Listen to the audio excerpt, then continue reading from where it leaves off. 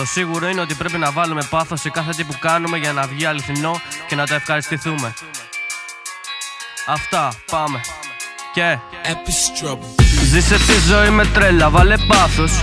Άκουσε με και θα δεις, δεν θα είναι λάθος. Κι αν απογοητευτικές κάποια στιγμή, δεν πειράζει. Μπορώ είναι ρε, θα περάσει. Βάλε στη ζωή σου χρώμα, χαμογέλασε.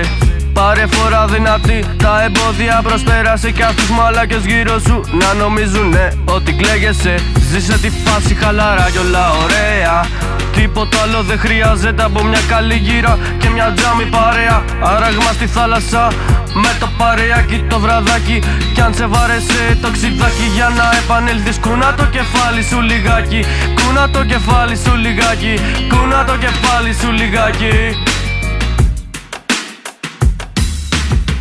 Ζήσε το τώρα, ξέχνα το αύριο και το χθες.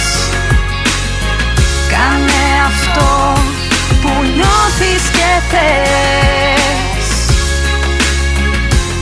Γιατί περνάνε οι στιγμές, γρήγορα φεύγουν τη ζωή στις σκηνές. Μη το βάλεις κάτω με την πρώτη δυσκολία. Πάτα γερά στη γη και προχώρα ευθεία. Να νιώθεις σαν να είσαι μέρος σε μια ταινία και κάνε αυτήν να είναι ωραία ιστορία. Πάρε στην πλακά τα στραβά της ζωής, γίνε πρωταγωνιστής και θα δεις ότι θα την ευχαριστηθείς όπως δεν έκανε κανείς. Ξεχάστηκα γιατί με μαλακίες να ασχολούμαι.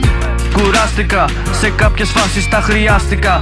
Γι' αυτό σου λέω κι εσύ μην ασχολείσαι με τυπάκια που σε χαλάνε. Γιατί πραγματικά άλλα φιλαράκια τα σπάνε και θα σου σταθούν είτε σε καλή είτε σε κακή στιγμή.